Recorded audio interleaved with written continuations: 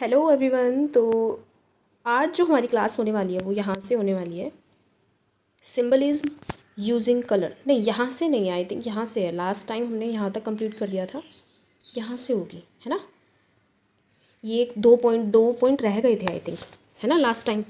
तो ये जो पॉइंट है ये उसका था वाई दे आर नेसेसरी, यहाँ से ये यहाँ तक कंप्लीट हुआ था। तो अब हम स्टार्ट करते हैं। अच्छा, इससे पहले मैं बता देती हूँ आप लोगों को कि जो हमारी क्लासेस होंगी वो सैटरडे एंड संडे होंगी।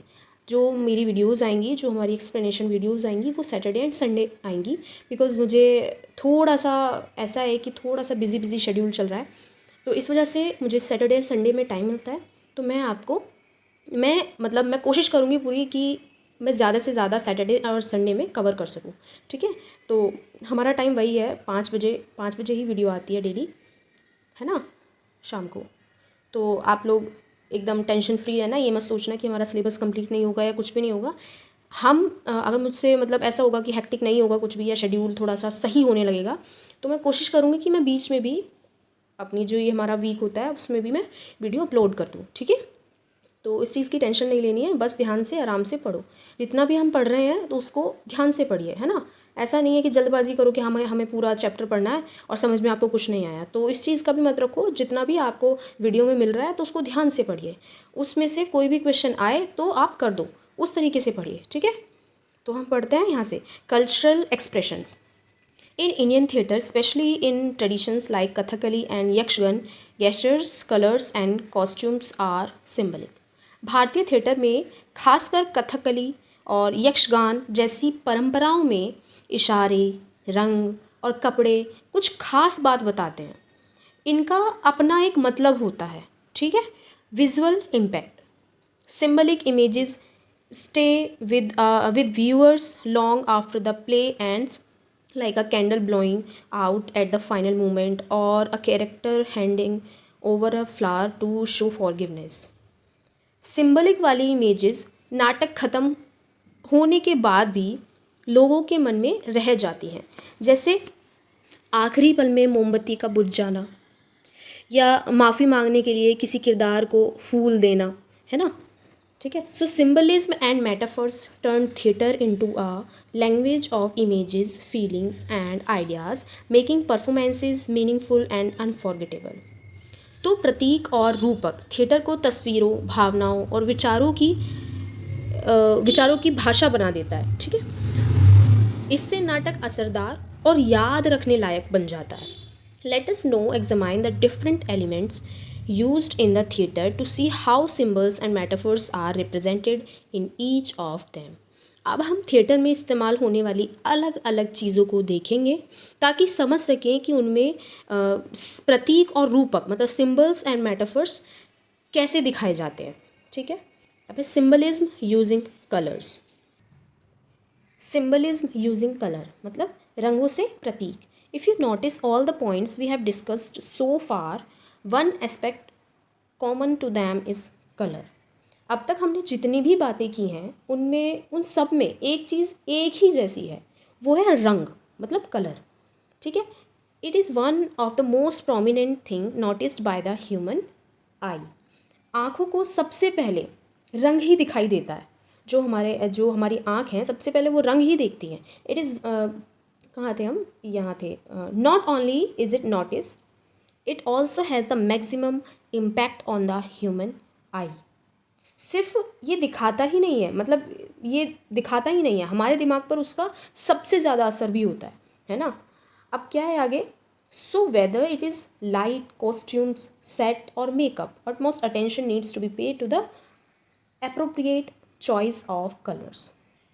इसलिए लाइट हो, कपड़े हो, स्टेज हो, कोई कुछ भी चीज़ हो, इन सबको सोच समझ कर ही चूज़ करना चाहिए। जब हम किसी के सामने स्टेज परफॉर्मेंस कर रहे हो तो सबसे पहले हम क्या देखेंगे कि भाई उसका मेकअप कैसा था, उसके कॉस्ट्यूम्स कैसे थे, स्टेज का सेटअप कैसा था। तो जब भी हम कुछ भी ऐसा स्टेज पे परफॉर्मेंस कर रहे हैं, कुछ भी कर रहे हैं, हर चीज़ को पहले सोच लो, समझ लो कि हाँ हमने ये चीज़ रखी तो सामने ऑडियंस पे क्या असर होगा, है ना, क्या दिखाई देगा सामने। ठीक है, तो पहले सोच समझ के हमें हर चीज़ का चयन करना चाहिए। ठीक है, अब है ये जो कलर्स हैं, इसमें कलर्स दिए हुए हैं, तो ये बताते हैं कलर कि हाँ भाई कौन से कलर से क्या चीज़ सिंबलिज्म होती है, ठीक है। जैसे रेड से एंगर, डेंजर, पावर, पैशन, ठीक। ब्लू से कामनेस हो गई आपकी, है ना, कुछ सैडनेस होगी, नाइट, है ना, कोई रहस्य हो गया। येलो से होप और जॉय और कोई भगवान की चीज़ें हो गई, वो सब चीज़ें। ग्रीन से नेचर, ग्रोथ वगैरह, और जेलेसी भी ग्रीन से दिखाई देती है। पर्पल कलर आपको मैजिक शो करता है, रॉयल्टी, ड्रीम्स और मूड्स आपके, ठीक है।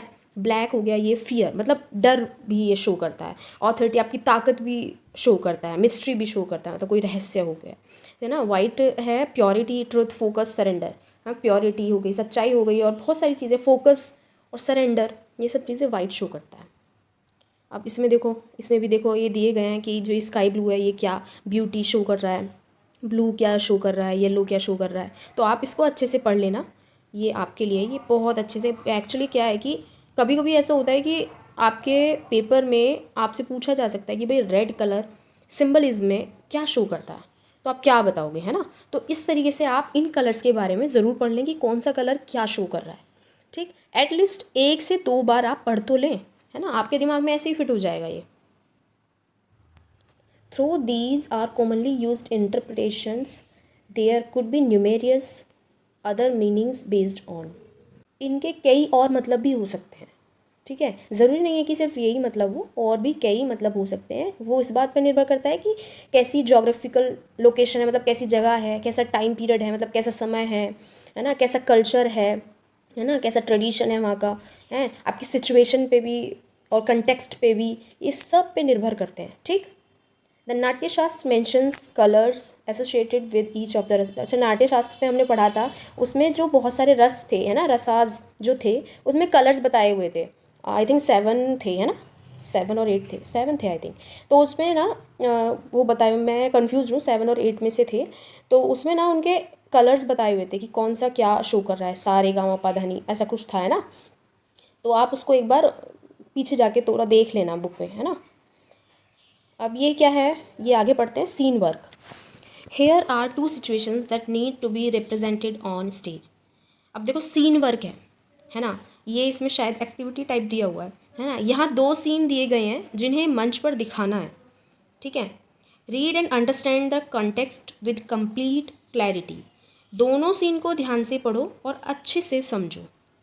We will work on each part of the scene throughout the chapter. इस चैप्टर में हम हर सीन का के अलग अलग हिस्से पर काम करेंगे, ठीक है। Any additional details not mentioned below can be added by you based on your imagination. नीचे जो बातें कही हैं, जो आपको लिखी मतलब दिखाई दे रही हैं, वो तुम अपनी कल्पना से जोड़ सकते हो, है ना। और all the designs and ideas can be put in your general. अच्छा, जो भी डिज़ाइंस और जो भी आइडियाज़ होंगे वो आप अपनी किसी भी बुक में या अपने दिमाग में सोच सकते हो या लिख सकते हो, ठीक है। किसी भी नोटबुक में आप लिख सकते हो कि हम हमें क्या चीज़ इसमें ऐड करनी चाहिए और क्या नहीं। अब सीन 1 ये है कि 2 kings are seated facing each other. अच्छा, 2 राजा हैं, वो एक दूसरे के सामने बैठे हैं।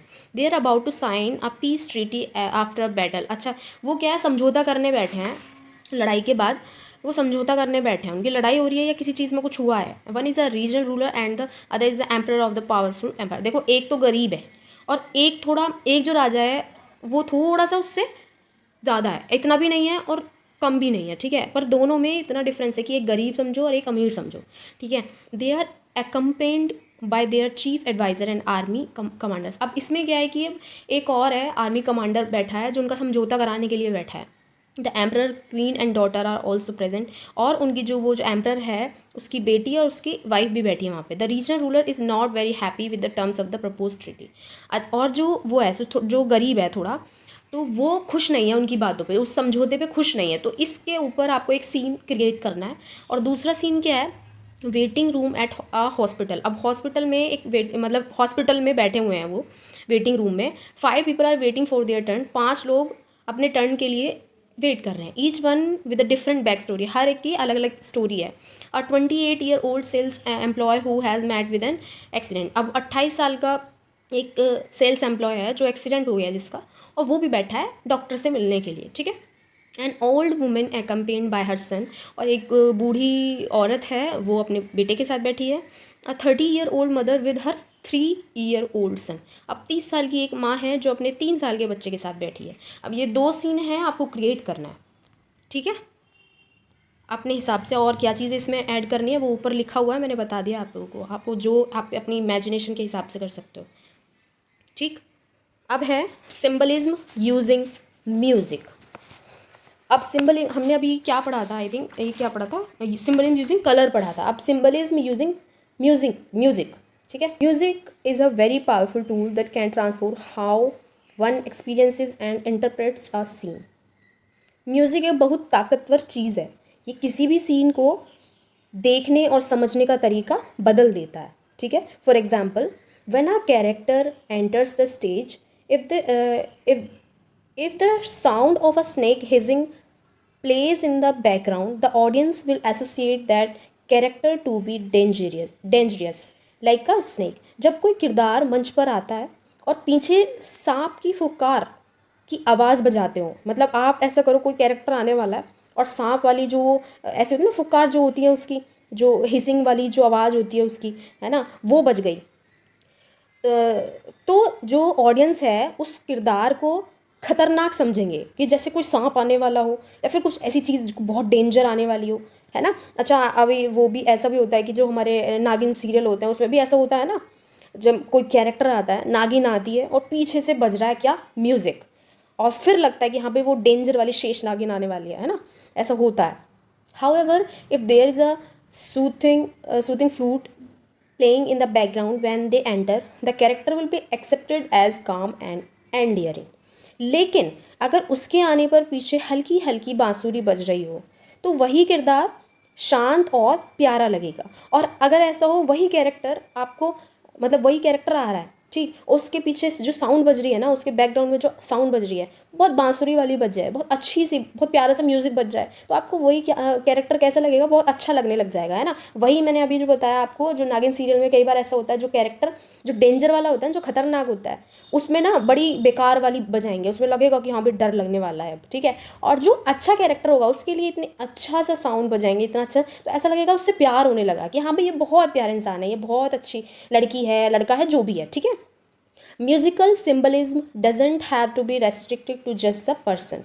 जो म्यूजिकल सिंबलिज्म है वो सिर्फ किरदार तक ही नहीं होता, है ना, ये सिर्फ किरदार तक ही नहीं है। The instrument used in the theme music determine the mood and the underlying meaning of the play. Theme music में जो सुर बजते हैं वो नाटक का माहौल और छिपा हुआ मतलब भी तय करते हैं, ठीक है। तो some of these arise from the culture and the practices associated with the region। There are a lot of sounds that are more universal। हालांकि इनमें से कुछ आवाज़ें किसी जगह की कल्चर और रिचुअल से आती हैं, ठीक है, पर बहुत सी आवाज़ ऐसी भी होती हैं जो सबको एक जैसी लगती हैं, है ना। Based on the human psychology, ऐसा इंसान के दिमाग की वजह से भी होता है। द नाट्यशास्त्र सजेस्ट द स्वर that evoke certain rasas in this stanza. Natyashastra के इस श्लोक में बताया गया है कि कौन से स्वर कौन से रस जगाते हैं। सो हमारी जो ये वीडियो है यहीं तक कंप्लीट होती है और ये आगे आपको खुद से पढ़ना है, ठीक है। तो बाकी का हम करेंगे कल।